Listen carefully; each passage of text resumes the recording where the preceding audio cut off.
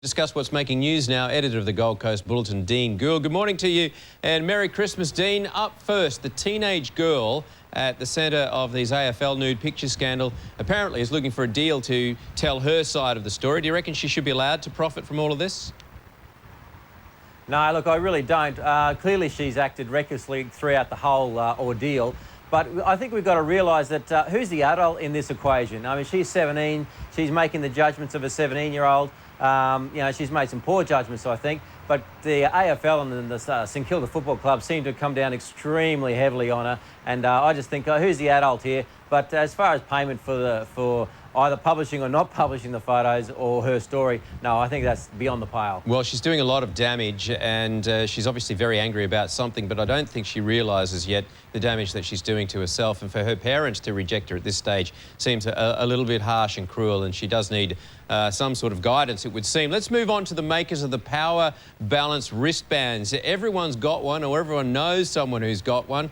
Well, these have been ordered to offer their customers a full refund because it was found they simply don't work. In fact, the head of the ACCC says you may as well just wear an ordinary rubber band on your wrist for all the good they do.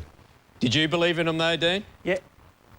No, I never believed in them. I'm not always sceptical about these things. It was interesting. Bond University here on the Gold Coast did a study very recently and found that they were nothing more than a placebo effect. But having said that, if it changes the mental state of the competitor and they feel they've got an advantage, and that in itself is an advantage. So it's not a $40 psychology trip, I'd call it. Yeah, once one player or one sportsman wore them, everyone was wearing them because they all felt that they didn't want him to have an edge. Very, very funny psychology of it all. Next, almost 40% of employees say they're less productive in the lead up to Christmas. 40%. Are the other 60% lying? No, I don't think so. I think, you know, there's some people like in the retail industry, for example, who are going to be working very, very hard this week. But, you know, I think the rest of us should actually lighten up a bit. I reckon Australians are getting way too serious and working way too hard. So if we slacken off a bit in Christmas week, I don't think there's anything wrong with that. All right. Well, everyone at your organisation has heard that loud and clear, Dean. And finally, thanks to the celebrity chefs and cooking shows, Aussie families have upped the ante this Christmas. A lot of people using organic food, apparently, and creating meals from scratch. Now, do you reckon we've turned into a country of tryhards? Is there too much pressure on plating up? Clearly there is. My family has gone from vanilla slice with ice cream to a Krakenbush this year. So clearly, you know, we didn't even know what the word was 12 months ago.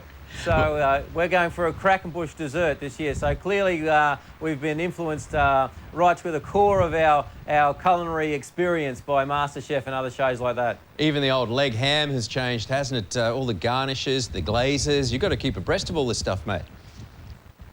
And we've also cooked our first turkey ever. So there you go. We're getting very fancy in our house. All right. Well, we do wish you a Merry Christmas and thank you for your contribution this year, mate. Merry Christmas to everyone on the Gold Coast.